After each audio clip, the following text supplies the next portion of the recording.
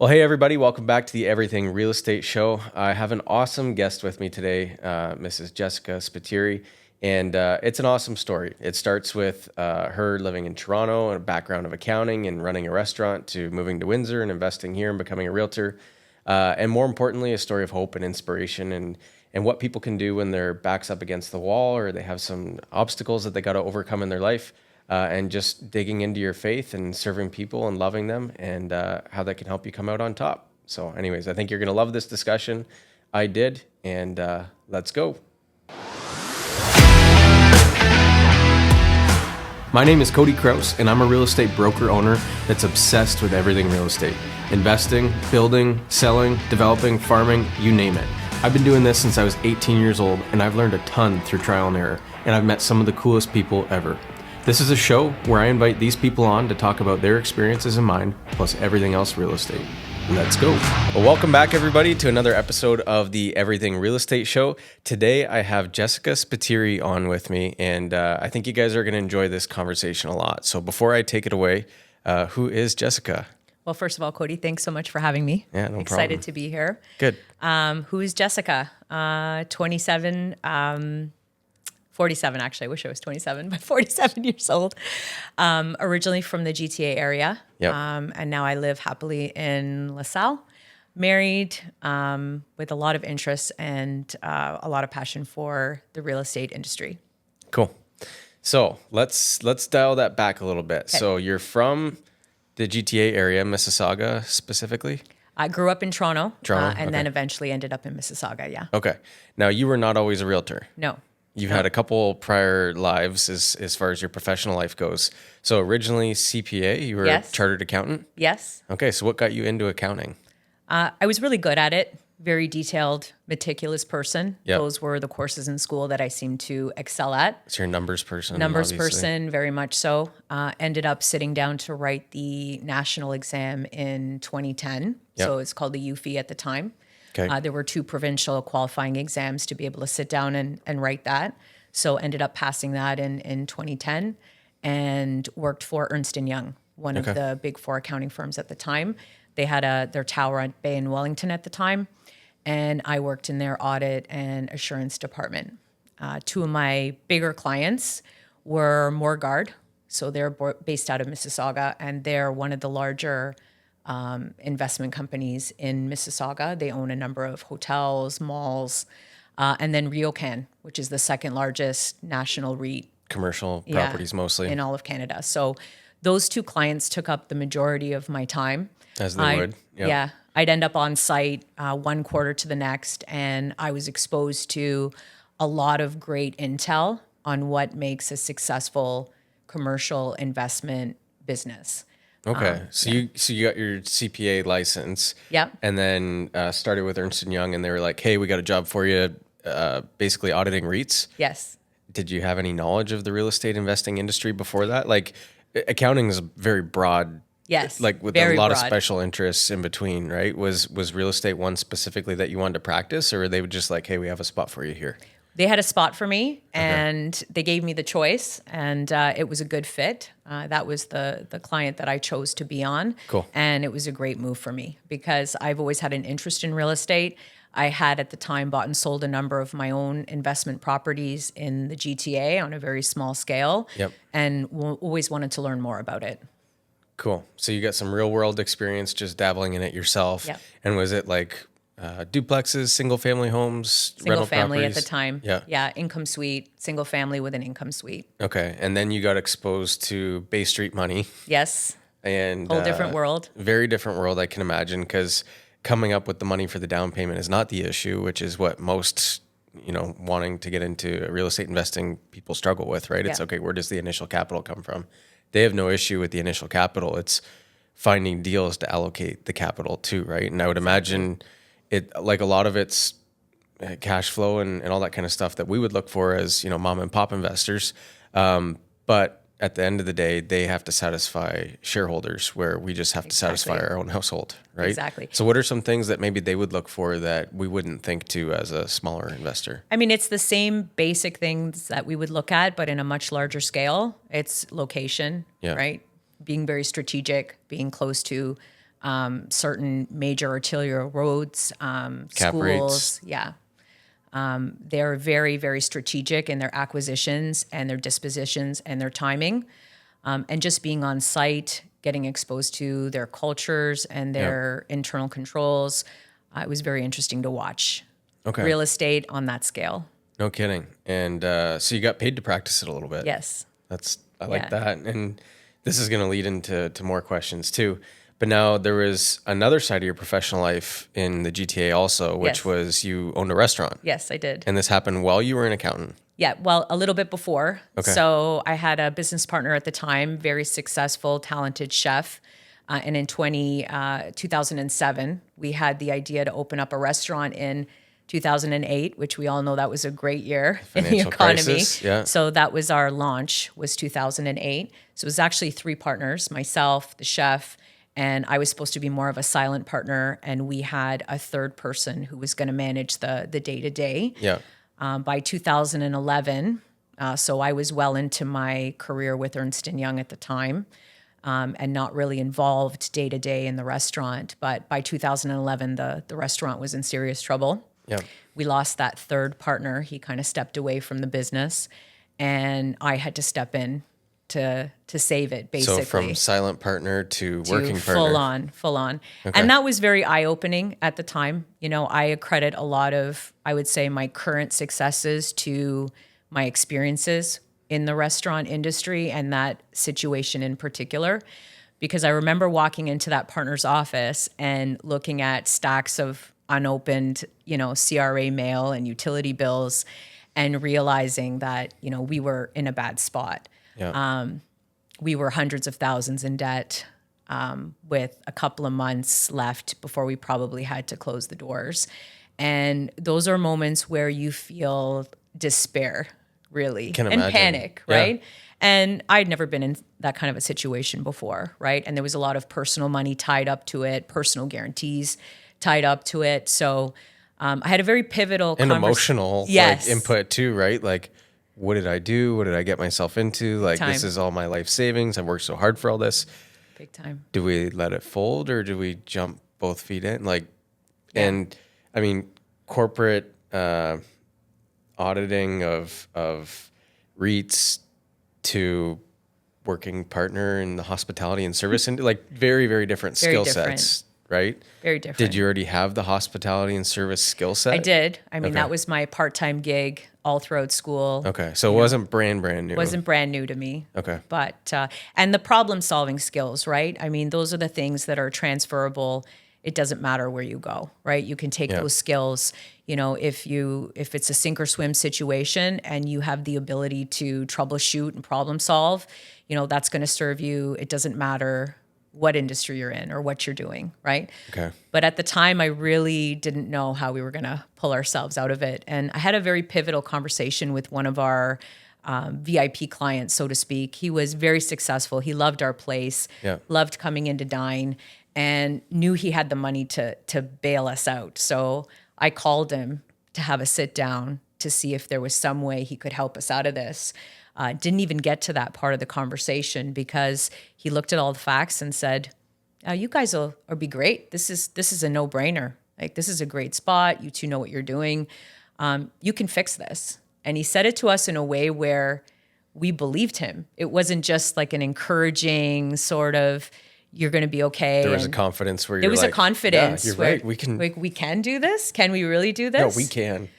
And Yeah. he left that day, and we thought, you know what? We can do this. And we had that restaurant for 10 years. Well, It was one of the best spots in town. We were often rated number one on TripAdvisor. We had a great reputation in the community. Italian food? It was Italian restaurant. what was the number one dish or your favorite dish? I should say. It was the pescatore. Okay. Yeah. Awesome. So it was seafood in the tomato sauce. I always gauge an Italian restaurant by their chicken or veal parm. Oh yeah, it was great. Yeah. Good. Yeah, the lamb was fantastic too. But great reputation, great team. And I remember standing behind the bar in 2011, looking at the dining room and just doing like a freeze shot of the whole place. And it was just bumping. We had tons of staff. Every table was full. line up at the door. Phone was ringing off the hook. The chef was screaming in the kitchen, ringing the bell. Yeah. And I thought, this is crazy. We So- went from that to this. So something important there was '08 to 2011. So that's 3 years, right? 3 years till we shut the door. And then 2011 is when the partner left and I had to take over. And then, just a couple years after that, it was a completely different spot. Okay. So for someone who has a business or is thinking of opening a business and it just seems like it's stacked against you, maybe your partner walked out, or if you're renting your building and all of a sudden the lease comes up for expiry and it's triple or double what it was before, backs up against the wall. What's some advice that you have to people as somebody that's been through it firsthand? One of the biggest mistakes I see is cash flow management. People don't understand how much liquid cash you're working with, and that'll make or break you. Okay. Yeah. So that has to always be very tight. And that was my strength for sure. I knew exactly what was coming in, what was going out. Yeah. Okay. Keeping your word and good negotiation skills. So I had to negotiate with vendors to bring us product when we still owed them money. And that was tough. Right. But I promised them if I had to sell a kidney, you would get paid. Yeah. Right. And then always keeping your word and being creative. Don't be limited to what everybody else is doing. There's always a way to fix it. Just you cannot give up. Persistence is the key, because if you try for hard enough and long enough, you will figure it out. Right? Awesome. If you give up, you never will. Something that I've heard on a few podcasts recently is, like, unfortunately, the loans in Canada are starting to fail at a higher rate than they have the past number of years. Yeah. Now, it hasn't affected mortgages yet. Our failure rate on mortgages is very, very low in Canada, which is a very good thing. Mm-hmm. But it is starting with personal credit right now, like lines of credit that are unsecured and credit cards. And the advice that I've heard from all the financial institutions and the advisors and the mortgage reps and things like that is, don't just like sweep it under a rug and forget about it and think it's going to go away. Like, these institutions do not want to call the loans. Like, call us and talk to us. Mm-hmm. And we actually had a credit union talking to our office this week. And they even said, like, if you're having a tough time, don't wait until it's too late to call us. Like, call us and say, hey, do you mind if I just, can you skip one mortgage payment right now? And they have provisions where from a time to time, based on personal case basis, whatever, they can make that judgment. Like during COVID, it was actually a government thing where they were telling people that you could have a 6-month holiday from your mortgage or whatever. Yeah. And it's not like free money that you never have to pay back. It was just tacked on to the end.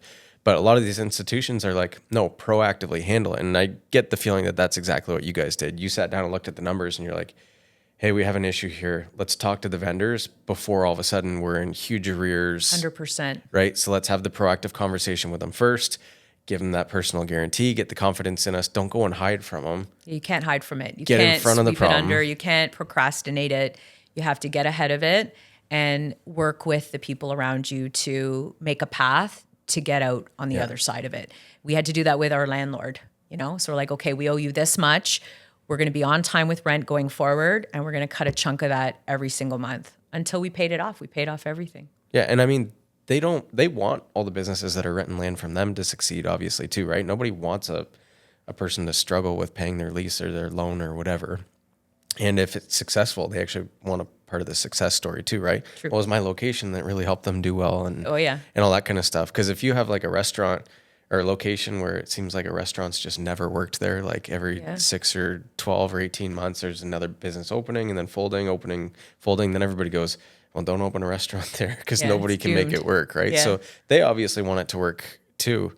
I love that you're sharing all that because I think a lot of people would just gloss over it and say, yeah, you know what, we had a restaurant and had some challenges and then it ended up doing really, really well and all that kind of stuff. But the fact that you're actually willing to share, this is, we had some struggles. This is how we got through them. I appreciate that because that's real advice. And I think people will benefit from hearing it. Thanks. So thank you. Thank you. So accountant and running a restaurant. So it's probably wearing one hat, 8 a.m. to 4 p.m. Yes. And then running over to the restaurant and basically having no social life outside of work. No. There was a bit of social life in the restaurant, but that's a whole podcast on its own. Yeah. But I eventually had to choose, and I chose the restaurant to do full time. And I did that until about 2016 when I met my husband Yeah. at the time, Rick, which you know. And by 2017, we decided that we were going to build a portfolio and start investing in real estate and building that wealth. So you happen to be an accountant because you're really good with numbers, but your personality is not accountant. It's obviously Yes. on the entrepreneur. And you can be an accountant and an entrepreneur, but you were like, no, I like dealing with the people more than the numbers. Definitely. Yeah. I wasn't really a sit behind the desk person, 9 to 5. I was strong in those characteristics, but I needed to be out there, Yeah. with the people, problem solving in a real active way. Yeah. Okay. So eventually decided to go restaurant full time and then Yeah. sold the restaurant. Didn't sell it. Unfortunately, we closed the doors Closed in the doors. Okay. 2021 because of COVID. COVID. Yeah. Yeah. So we weren't the type of place that we're going to do, rack a lamb takeout, right? So it just didn't work for us. I've had takeout from a really good Italian restaurant. It It's just didn't not taste the same at home. It's not the same. But we had a great run. Yeah. We went out on top. We were really proud of what we accomplished. And we learned a lot. I mean, with all the education that I have, and I do really well with real estate right now, but I attribute a lot of that success to the lessons I learned in hospitality and owning that business. Love it. Okay, so you met Rick, and I love Yeah. Rick because you guys support each other really well. We do. Like he We're a goes good along team. to still a lot of your appointments too, doesn't he? Yeah, he helps. He It's like helps a- as much as he can. Yeah, It's like a twofer, and he's really handy. So he helps people when, like, obviously you know the business side of it and the numbers, and you're helping them with the house Yeah. and the comps and everything. And then Rick's over there on his own doing a home inspection, basically before the showing's even done, right? So Yeah. I love that you guys are working together. Now you decided to look at Windsor for investing, and why was that? And about what time was that? So 2016, we got together. 2017, we decided we were going to take some serious steps in real estate. Yeah. And we were looking around GTA for areas that gave the best cash flow scenarios where it made the most sense to invest. Yeah. And I actually had roots in Windsor. So my family, my grandfather immigrated here from Malta in the early 50s. Oh, cool. So I have family here. I have uncles, cousins, and I would frequent Windsor to visit. And we started exploring the real estate market here and saw a lot of opportunity, not just with the prices of the homes, but the vicinity to Detroit. And it seemed like an overlooked, area for Yeah. investment at the time.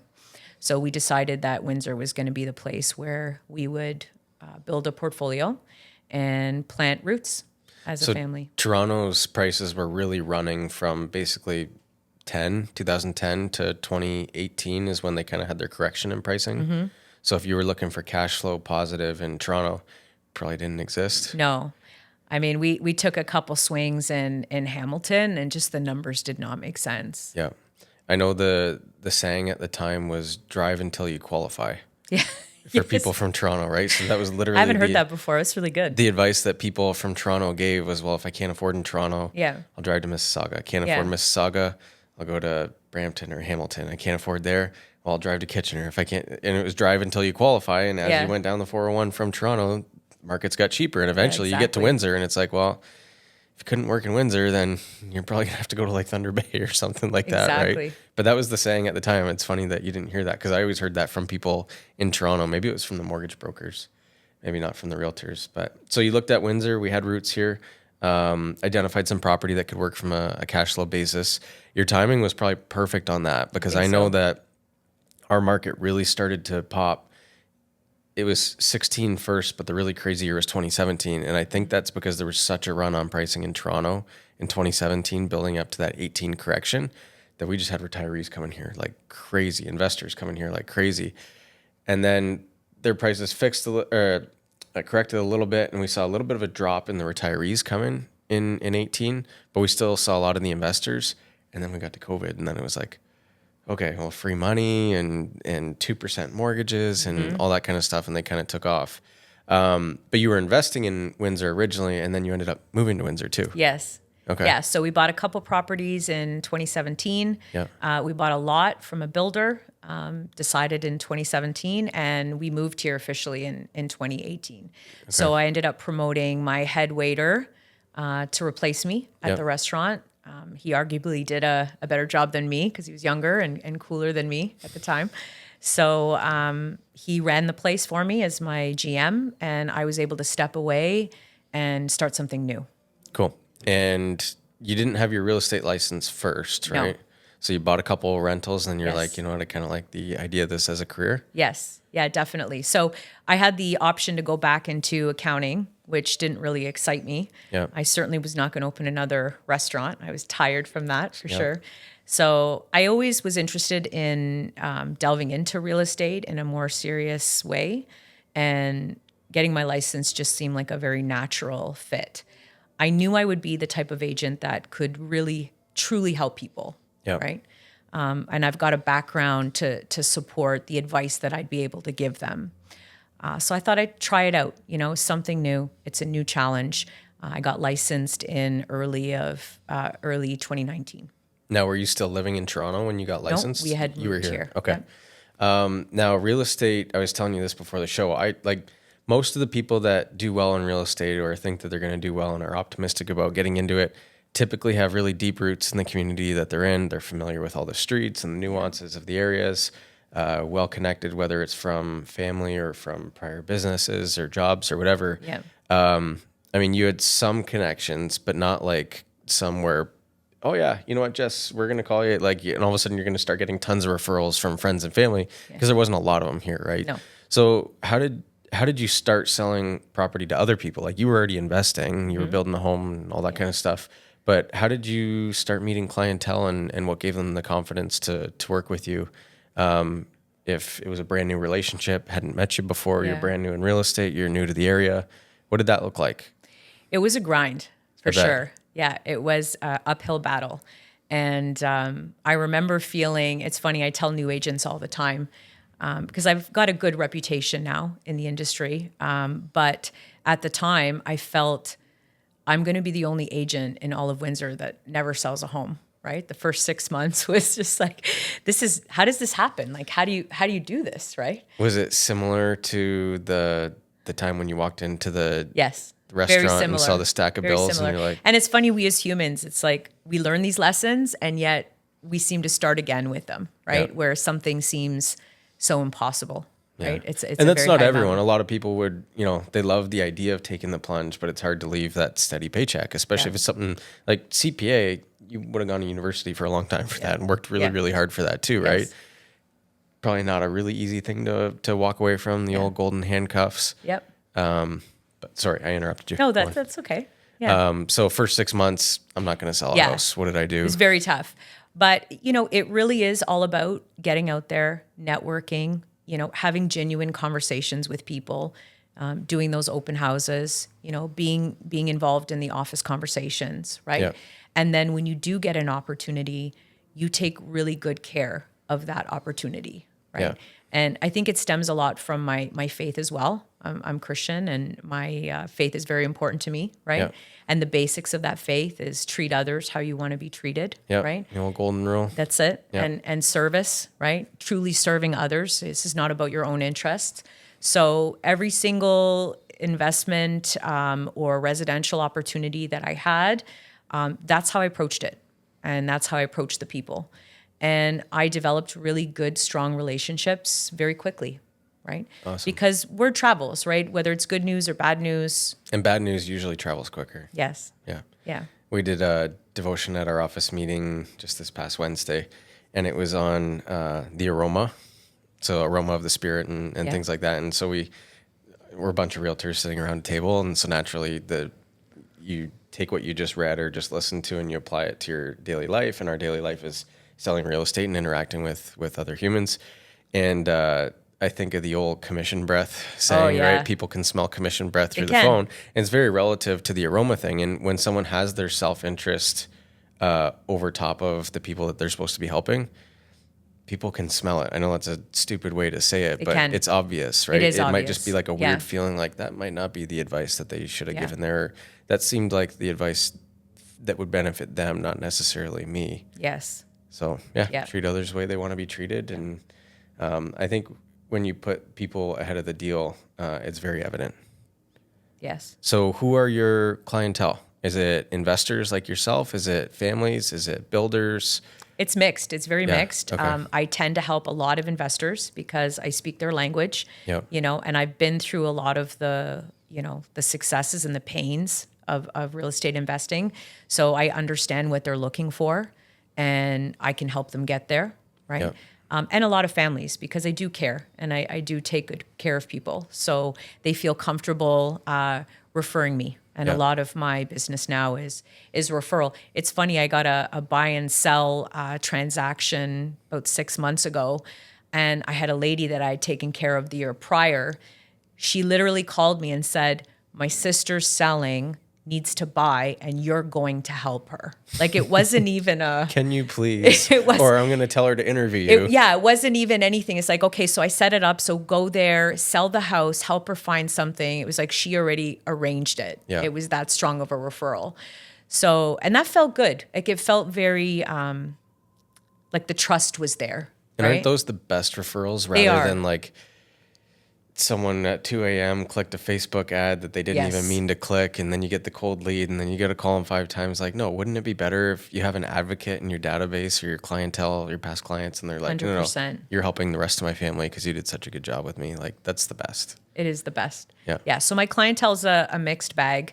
And like I said, I think a lot of that just comes from really doing your best every single time you have that opportunity and reading the room, right? So this is the way I used to train my wait staff. I mean, we've all been to a restaurant and had a meal that wasn't the best.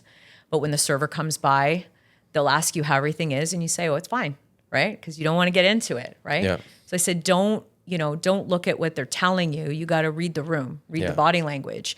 Because if there's a problem, we want to be able to fix it now at the table. Even if they don't say it. Yeah. And I don't want to read about it on Google Yeah. tomorrow, right? Yeah. Our And I think a lot of opportunity is now. people don't like the confrontation. They They would much don't. rather complain about it privately later than address it head Yeah. on.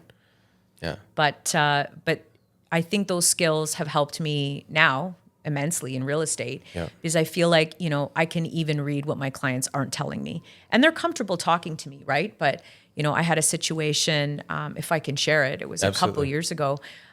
This wonderful older lady, her husband had just passed away. She called me right away to sell the house. Right. And it was very fresh. Right. But we, staged photography, good amount of showings, open houses, offer day showed up. I had 3 very good offers in my bag. And I showed up at her house and she was white as a ghost. Yeah. I'm like, "Are you okay?" She's like, "Oh yeah, I'm okay." So we sat down at the table, had a coffee, explained to her, how this process was going to go. And she just wasn't feeling it. And I Yeah. said to her, "You're not ready to sell, are you?" And she broke down crying. She said, "I thought I was ready.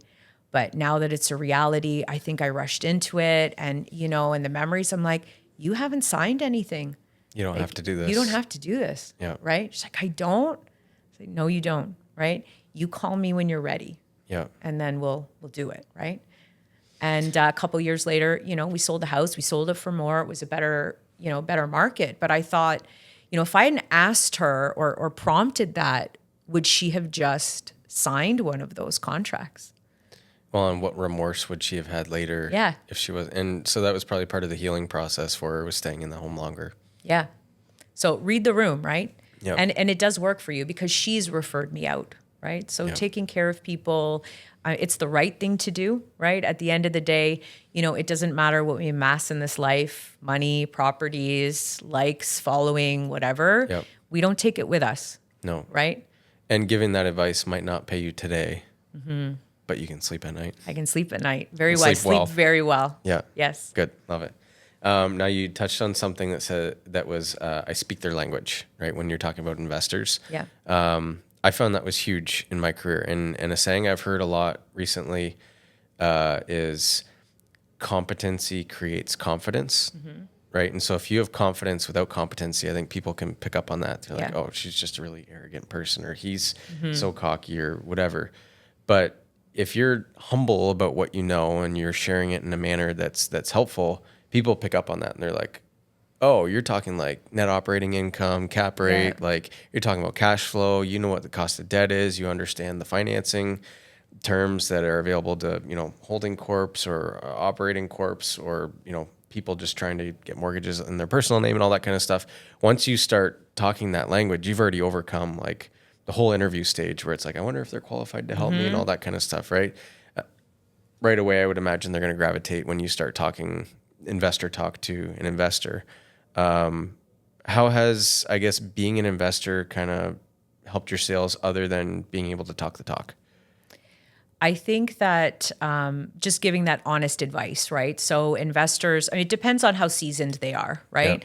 But we did deal with a lot of newer investors. I think there was a bit of a boom there where, everybody wanted to be a real estate investor, right? So, and I think some people made some big mistakes in that time, right? So I think that what resonated the most for me was steering people in the right direction, right? Like, okay, this may seem like a good deal, but let's really break down the numbers, right? And, what opportunity do you have in the future with this property, right? Yes, cash flow is important, but there's, the passive appreciation, the active appreciation, principal recapture. Like, let's calculate all of that out and see what your real return on this is, right? And what does being a landlord involve, right? So it was also... It's not just collecting rent checks. It's not, right? So it was a big educational offering, I guess, that I would make sure that my clients had, my investor clients, right? So not just a salesperson, but maybe a coach or a mentor in it. Absolutely, right? And I steered people away from a lot of deals, maybe purchases they would have made, and they didn't end up making. And, looking back for the prices they were going to acquire those, I would have had some people in some real trouble now if I let them go through with those investments. And to be clear, they still could have. They could have. I've had a few that did. Yeah, I had a few that said, I'm like, you're warned, right? But kind of just picking apart your story there, if I had to guess, you're quite good when it comes to an investor and removing the emotional aspect of it. Yes. Right. Numbers are black and white. People are very black and white. Yeah. I kind of shared this in the first episode when it was like, who is Cody? And I read all the books. I listened to all the people. I was like, okay, it's numbers. It's not emotion. And that's what I started my investing journey on.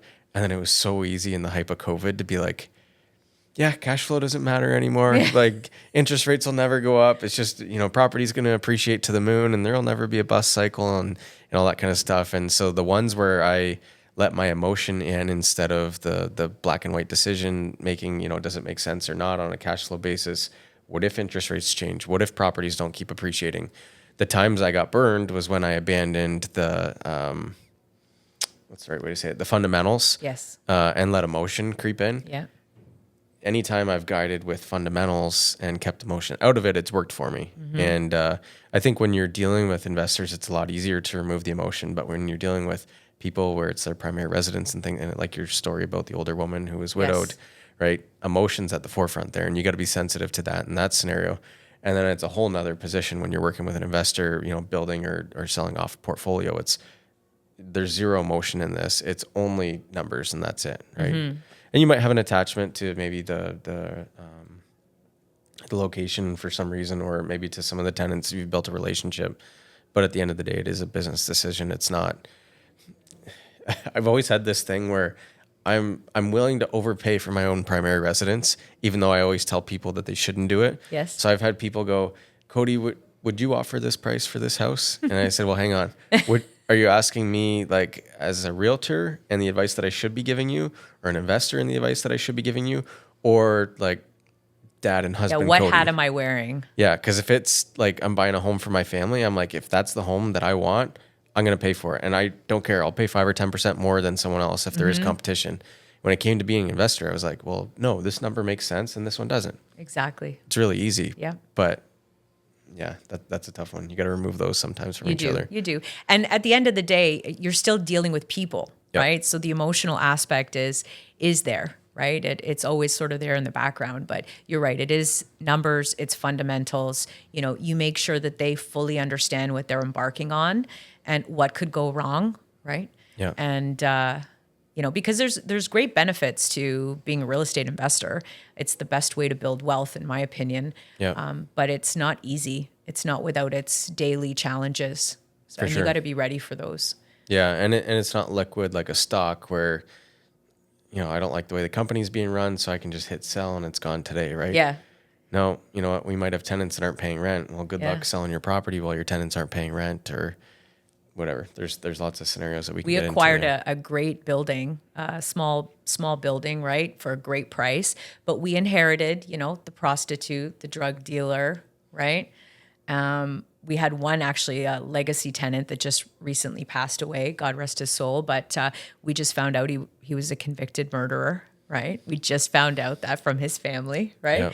So we got it for a great deal. But that building had its challenges, Yeah. for sure. And maybe a stigma that now you got to work through to exactly. get rid of. Exactly. So, do you know what you're getting into, right? And what type of investor are you, right? Do you want something nice and clean and easy? Are you down with student rentals, which usually have the best cash flow, but you're going to have the most mayhem with those type of properties, right?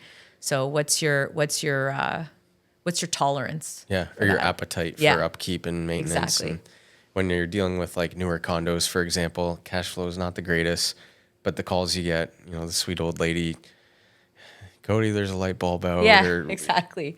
I don't mind getting those at all. They're way better than, my upstairs neighbor's toilet's leaking into my kitchen, right? Like I've had that call. Yeah.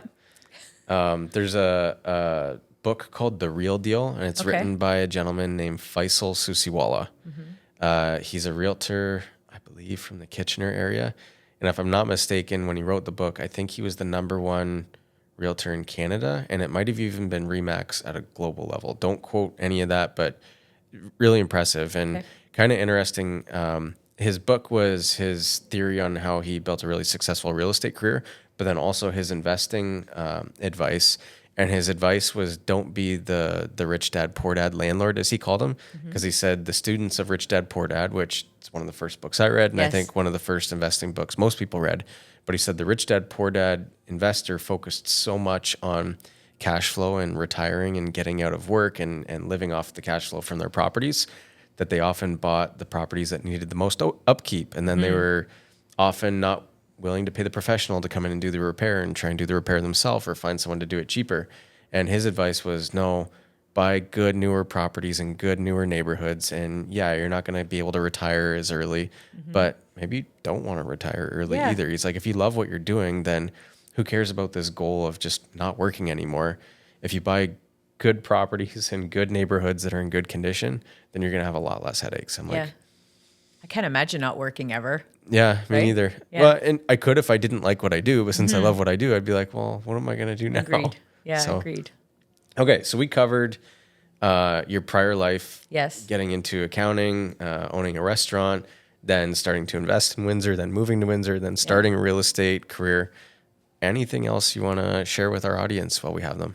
I mean, it's been a great journey so far. I've been doing it 6.5 years. So I got my license in 2019. It's been a lot of ups and a lot of lows. It's Yep. been a bit of a roller coaster. So, I mean, I think you know a bit of Rick's story. So he used to help me quite a bit more than he can now.